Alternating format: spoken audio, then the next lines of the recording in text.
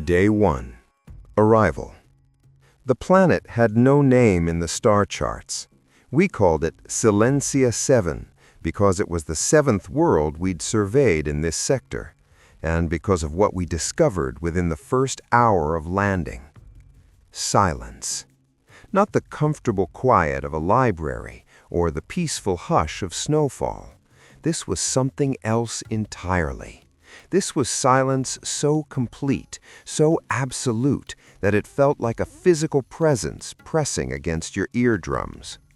Our ship, the Whisper, ironic name that, touched down in a valley between two mountain ranges. The landscape was beautiful in an alien way. Purple vegetation that swayed without wind, crystalline formations that caught the light of the system's twin suns, and a sky that shifted between green and violet as the day progressed. But no sound, nothing.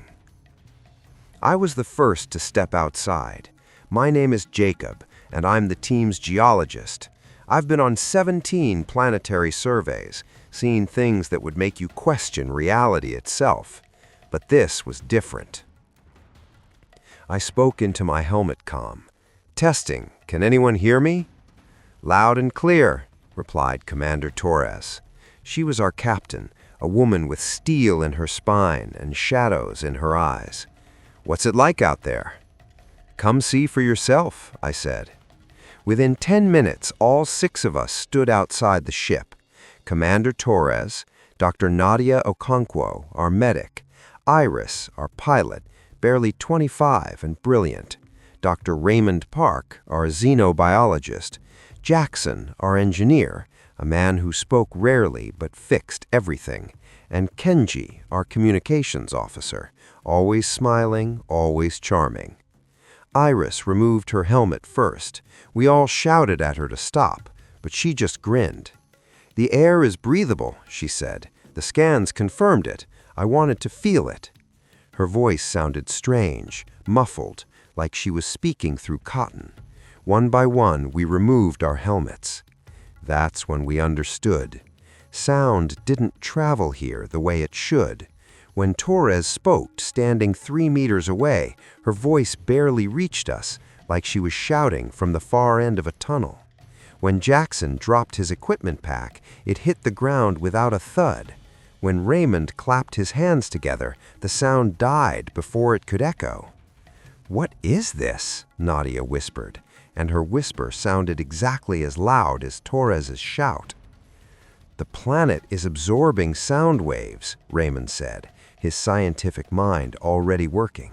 "Something in the atmosphere or the planet's composition is dampening acoustic vibrations.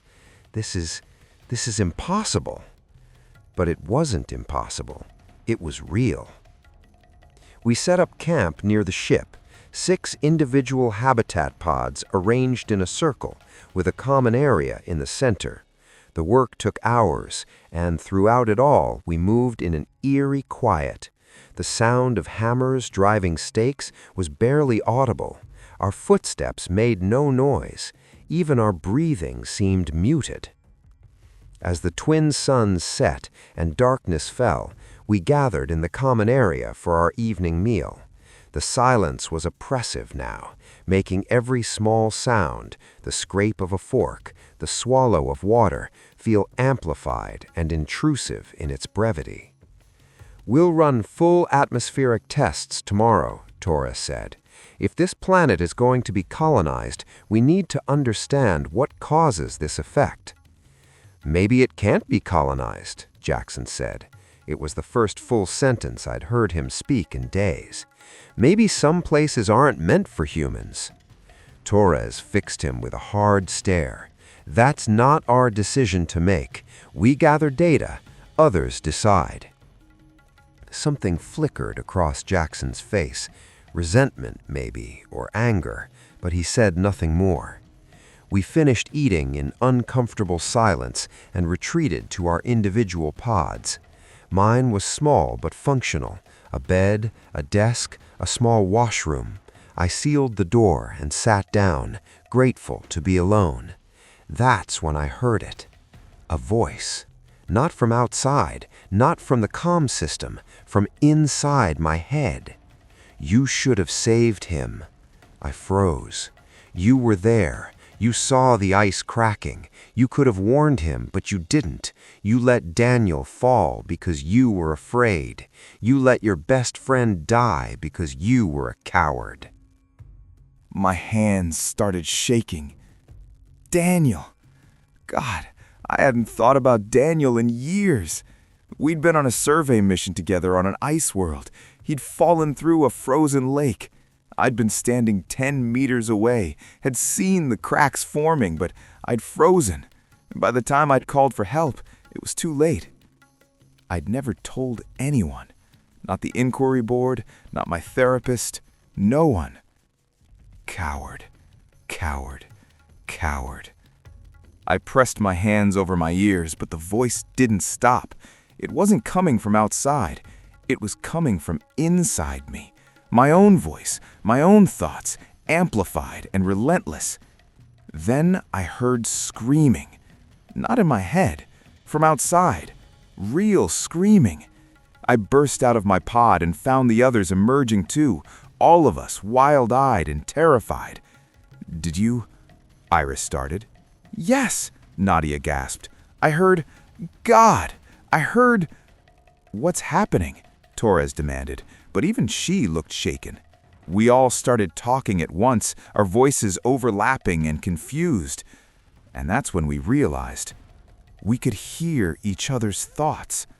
Not all of them, not the surface thoughts, the mundane moment-to-moment processing, but the deep ones, the hidden ones, the thoughts we buried so deep we sometimes forgot they existed. Raymond stumbled backward. No, this isn't possible. This is telepathy, and telepathy doesn't exist. It can't." "You left them, your wife and children. You told them it was for science, but really you just couldn't stand being ordinary. You couldn't stand being just a father and husband when you could be an explorer. You abandoned them." The thought wasn't Raymond's voice. It was deeper, more resonant, but we all heard it. All of us standing in the circle heard Raymond's deepest shame broadcast like a radio signal. Raymond fell to his knees, hands over his face. "Stop it!" he begged. "Please, stop it!" But it didn't stop.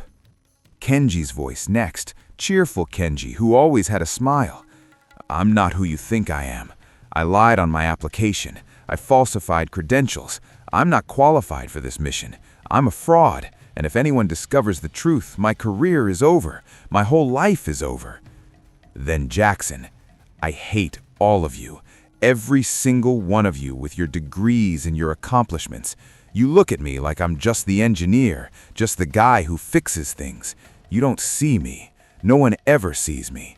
Sometimes I imagine the ship exploding and taking all of you with it." Nadia, "Mrs. Patterson, room 307. I miscalculated her medication dosage. She died because of my mistake, and I covered it up. I falsified her records. I killed her, and no one knows."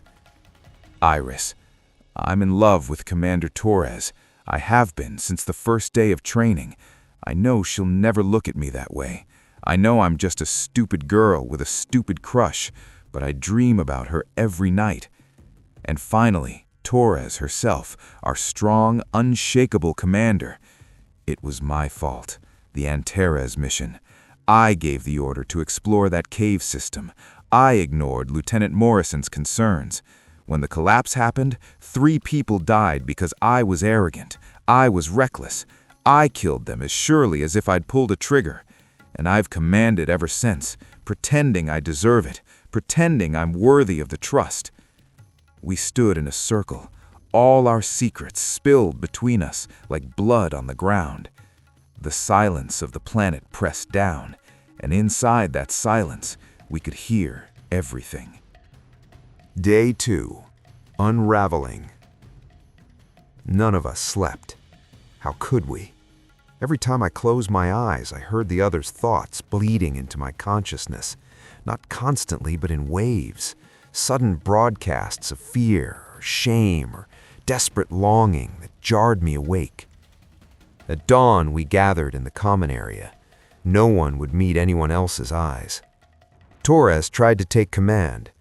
We need to stay calm. There's a rational explanation for this. Raymond, what's your analysis? Raymond looked like he'd aged 10 years overnight. His hands trembled as he pulled up data on his tablet. I think the planet itself is some kind of organic telepathic medium. The silence, it's not just absorbing sound, it's absorbing all external stimuli and replacing it with internal broadcast, our own thoughts amplified and transmitted. Can we stop it? Nadia asked. I don't know, maybe if we get back on the ship. I tried, Iris interrupted. Her voice was flat, emotionless. The ship won't start. I've been trying all night. Every system is dead. That's impossible, Jackson said. I checked everything yesterday. Everything was functional. Well, it's not functional now. Torres stood up. Then we fix it. Jackson, Iris, get to work on the ship. The rest of us will continue researching the planet. There has to be a way to shield ourselves from this effect. But even as she gave orders, I could hear the thought underneath. I don't know what I'm doing. I'm going to get them killed just like I killed the others. The day passed in agony. Every interaction was poisoned by the knowledge of what lay beneath. Jackson and Iris worked on the ship, but Jackson's thoughts kept broadcasting, useless, all of them useless. If I were in charge, we'd already be off this cursed rock. And Iris is desperate, heartbroken. She's standing right there. Just tell her, just say it. But she'll reject you, and then you'll have to see her every day knowing she knows. Raymond and I studied the crystalline formations, trying to understand the planet's structure, but his thoughts were a constant loop of regret. What are they doing right now? Is Tommy playing soccer? Did Emma lose another tooth? They're growing up without me. And for what? So I can die on an alien world cataloging rocks? Nadia stayed in her pod, claiming illness, but we could all hear her thoughts spiraling. Murderer. You're a murderer. Mrs. Patterson had grandchildren. She had a life, and you took it because you were careless, because you were tired, because you didn't double-check. And Kenji kept smiling, kept trying to joke and lighten the mood, but his thoughts betrayed him. They know now. They all know you're a fake. How long until they report you? How long until everything falls apart? By evening, we were barely speaking. What was the point? Every word was undercut by the truth screaming beneath it. Torres tried to rally us over dinner. We've been in tough situations before. We'll get through this. Will we? Or will I fail again? Will I watch them die too? Iris threw her plate across the room. It made almost no sound when it hit the wall. Stop, she screamed. Just stop pretending. We all know what you're thinking. We all know what you're hiding. Iris, Torres started. No, don't Iris me. You're thinking it right now. You're thinking that I'm too young, that I'm not good enough. I only got this position because I slept with the selection board chairman. The silence after that confession was absolute. Iris looked around at all of us, her face crumpling. There, now you know everything, every pathetic, shameful thing. She ran to her pod and sealed the door. One by one, the rest of us dispersed. There was nothing left to say. The planet had stripped us bare, and we couldn't stand to look at each other's nakedness. Day 3. Breaking. I woke to the sound of someone screaming. Jackson stood in the center of the common area, his hands clenched into fists, screaming at the sky. Not words, just raw, primal sound that the planet swallowed almost before it left his mouth. Torres and Raymond pulled him back into his pod. I could hear Jackson's thoughts, a churning mass of rage and pain and self-hatred so intense it made me nauseous. We need to sedate him, Nadia said. No, Torres said. No sedation. We need everyone alert. For what? I asked. The ship still won't start. We're trapped here. We're not trapped. We're just delayed. You're lying. You know we're trapped. You know we're going to die here. Torres's face went pale. She turned and walked away without another word. The day fragmented after that. We stopped trying to work together. We each retreated into our own private hells, which weren't private at all. We could still hear each other, still feel the weight of each other's darkness pressing down. I found myself by the crystalline formations, running my hands over their smooth surfaces. They hummed faintly, the only sound on the planet that the silence didn't completely swallow. Raymond joined me. He looked terrible, gaunt, hollow-eyed. "I've been thinking," he said quietly, "about the planet, about what it's doing to us. Torturing us? Communicating." I looked at him. What? Think about it. We arrive on this world and immediately it shows us ourselves, our real selves, not the masks we wear, not the lies we tell, but the truth underneath. What if that's the point?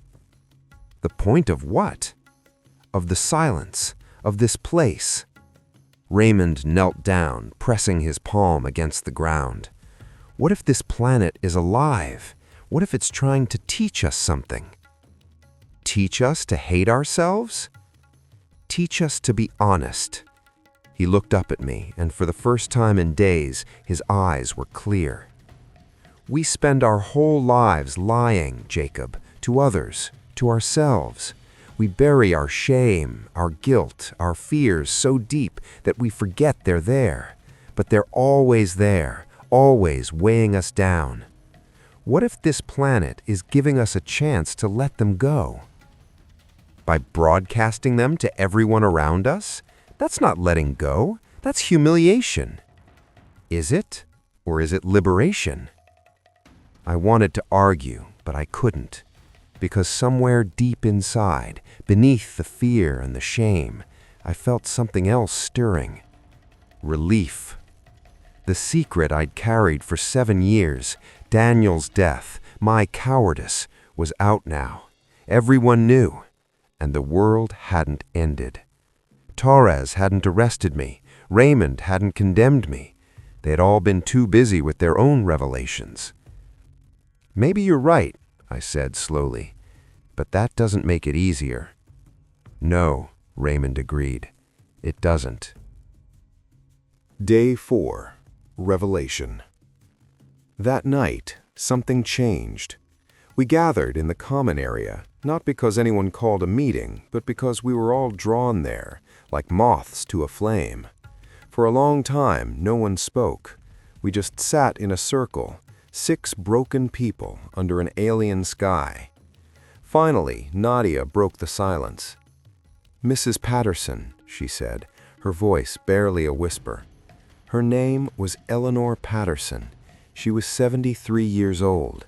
She had 2 daughters, 5 grandchildren, and a husband who died the year before. She was kind to me, always thanked me, even when the treatments made her sick.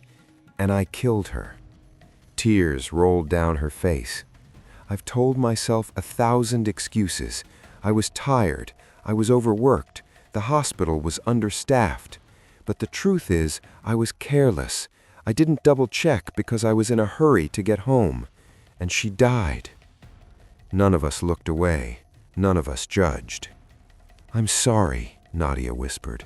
"I'm so sorry." Kenji spoke next. "I forged my credentials. Not completely. I do have a degree in communications, but not from the university I claimed, not with the honors I listed. I've spent every day of this mission terrified that someone would check, would discover the truth." He laughed bitterly. "The funny thing is, I'm actually good at my job. I could have gotten here legitimately if I'd just been patient, but I wanted it so badly, wanted to be special so badly, that I lied." Jackson stared at his hands. "I do hate you all. Or I did. I don't know anymore. My whole life, people have looked through me. I'm the guy who fixes things, who makes sure the machinery works, but no one sees me as a person. No one asks how I'm doing, what I think, what I dream about." He looked up, meeting our eyes for the first time in days. But that's partly my fault, isn't it? I never let anyone in. I built walls and then resented people for not tearing them down. Torres stood up. She walked to the center of our circle. 3 people died on the Antares because of my decision: Lieutenant Morrison, Ensign Khalid, Dr. Petrov. I knew the cave system was unstable. Morrison told me, but I was arrogant. I thought I knew better. And when the collapse happened, when I heard them screaming over the comm, she closed her eyes. I've commanded 3 missions since then. Every time someone follows my orders, I wonder if I'm about to kill them too. She looked at each of us in turn. I'm sorry, to all of you. You trusted me to lead this mission, and I've been leading from a place of fear and guilt instead of strength. Iris stood up next. She walked over to Torres, and we all held our breath. I love you, Iris said simply. I know I don't feel the same way. I know I'm too young, too inexperienced, too everything, but I needed to say it out loud, in my own voice, not just as a thought you overhear. I love you, and that's okay. It doesn't have to be returned. It's just true. Torres looked at her for a long moment. Then, gently, she took Iris's hand. I'm honored, she said softly. Truly, you're an extraordinary person, Iris. Brave and brilliant and far more capable than you give yourself credit for. I don't feel the same way, but that doesn't diminish what you feel, and it doesn't diminish you. Iris nodded, tears in her eyes, but she was smiling. Finally, Raymond spoke. I did abandon them, my family. Sarah, my wife, she begged me not to take this mission, said the kids needed me, but I went anyway because I was terrified of becoming invisible, of just being a father, just a husband, just ordinary. I needed to matter, to do something important. He looked around at us, but I've realized something. They were the important thing, and when we get back, if we get back, I'm going to tell them that.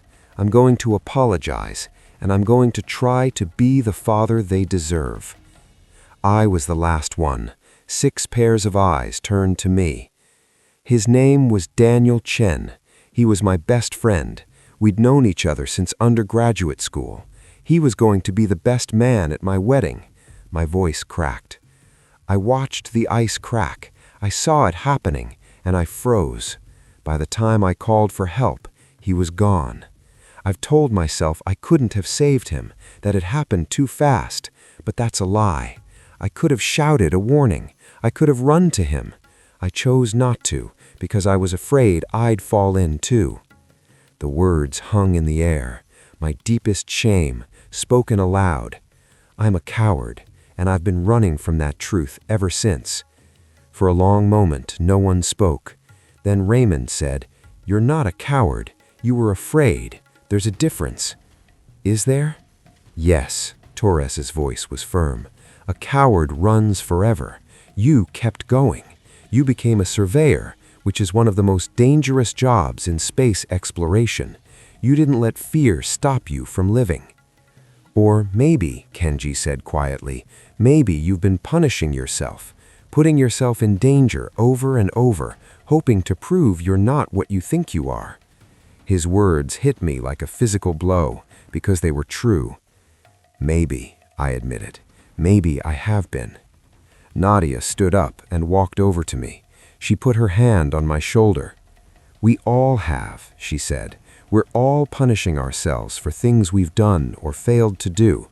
But maybe, she looked around at the others, maybe we don't have to anymore. Day 5. Understanding. The ship started the next morning. Iris ran into the common area, her face flushed with excitement. It's working! All systems are online! We can leave! We should have cheered. We should have rushed to pack up camp and escape this nightmare planet. But we didn't. Raymond voiced what we were all thinking. The planet let us go. It could have kept the ship offline, but it didn't. Why? Because we passed, Torres said slowly. Whatever test this was, we passed it. Or, I said, because we're ready to leave now, because we learned what we needed to learn. We spent the day studying the planet with new eyes. The silence no longer felt oppressive. The crystalline formations sang their gentle song, and the telepathic effect, it was still there, but softer now, less invasive. As evening approached, we gathered one last time in the common area. "We should document this," Kenji said. "When we report back, they'll want to know everything about the telepathic effect, about how the planet works." "No," Torres said firmly. We all looked at her in surprise. "We report the silence. We report the unusual atmospheric properties, but the telepathy stays between us." "But the scientific value," started Raymond. "Think about it," Torres interrupted. "What happens if we report this? The planet becomes a curiosity. Scientists will flock here. Tourists will come seeking truth experiences. This place will be exploited, commercialized, destroyed. And more importantly," she looked around at all of us, "do we really want to give humanity a weapon like this? A place where no one can lie? Can you imagine what governments would do with that? What corporations would do?" We were silent, considering. "She's right," Jackson said. "This place is... sacred isn't the right word, but it's close. It should be left alone." One by one, we nodded in agreement. "Then it's settled," Torres said. "Silencia 7 remains classified. We'll report unusual atmospheric properties that make it unsuitable for colonization. The telepathic effect stays secret." As we prepared to leave, I found myself drawn back to the crystalline formations one last time. I knelt down, pressing my hand against the smooth surface, feeling the gentle vibration. "Thank you," I whispered. The planet didn't answer, not in words, but I felt something, a sense of acknowledgement, of blessing. "You are welcome. Go now. Live with truth." Day 6. Departure. We stood in a line outside the ship, taking one last look at Silencia 7. The purple vegetation swayed in its soundless wind. The twin suns cast long shadows across the valley. The crystalline formations caught the light, turning it into rainbows. "It's beautiful," Iris said, in a terrifying sort of way. "Beauty usually is," Nadia replied. Torres did a final head count. "Everyone ready?" We nodded. "Then let's go home." We boarded the ship in silence, but it was a different kind of silence now, not oppressive or fearful, but comfortable, the silence of people who no longer need to hide. As the ship lifted off, I watched the planet shrink beneath us. Part of me wanted to stay. Part of me wanted to live in that brutal honesty forever. But I knew we couldn't. The human world required masks, required the small lies that made society possible. We couldn't live in permanent truth. But we'd been changed by it, all of us. The journey back to the nearest station took 3 weeks. During that time, we talked, really talked, in ways we never had before. We told each other our stories, not just the shameful parts, but the joyful ones too. We learned about each other's families, dreams, fears, hopes. Jackson told us about his childhood, growing up poor in a factory town, working twice as hard as everyone else to get noticed. Kenji talked about his parents' expectations, the crushing weight of trying to live up to an impossible standard. Nadia shared memories of Mrs. Patterson, not just her death, but her life, the jokes she told, the wisdom she shared. Iris talked about growing up brilliant and lonely, always the youngest in every room, never quite fitting in. Raymond showed us pictures of his kids, his voice breaking with love and regret. And Torres told us about the Antares, about the 3 people who died, about the nightmares she still had. We grieved together. We laughed together. We became, for the first time, a real crew. When we finally docked at Kepler Station, we stood in the airlock, reluctant to leave the ship. "What happens now?" Iris asked. Now, Torres said, we live differently. We try to carry a piece of that planet with us. Not the pain, but the honesty. We try to be more truthful, more authentic, more willing to be vulnerable. That's going to be hard, Jackson said. Yes, Torres agreed, but worth it. We stepped out into the station together. The noise hit us like a wall. Conversations, footsteps, machinery, music, all the chaotic sound of human civilization.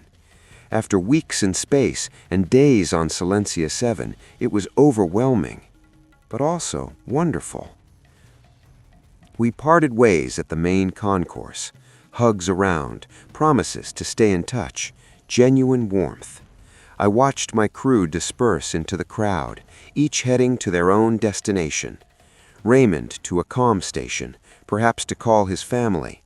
Kenji to administration, perhaps to finally come clean about his credentials. Jackson disappearing into the engineering section, where he felt most at home. Nadia toward the medical bay, maybe to confess her mistake. Iris walking beside Torres, still hopeful, still brave. And me? I walked to a quiet corner of the station, pulled out my tablet, and began to write. Not a report, not a scientific document, a letter. Dear Daniel, I'm sorry. I should have saved you. I was afraid, and that fear cost you your life. I've carried that guilt for 7 years, and it's poisoned everything. But I'm not going to carry it anymore. Not because I'm forgiven. I don't know if I can forgive myself. But because you wouldn't want me to. You always told me to live fully, to embrace life, and I haven't been doing that. I'm going to try now. I'm going to try to be brave. I'm going to try to be honest. I'm going to live in a way that honors your memory. I miss you. I'll always miss you. But I'm ready to keep going now. Goodbye, old friend. I sent the letter into the void, not to anyone, just into the data network where it would drift like a message in a bottle. Then I stood up, squared my shoulders, and walked into the noise and chaos of human life. Changed, truthful, free. Somewhere light years away, a silent planet hummed its gentle song, and in the vast emptiness between stars, truth echoed forever.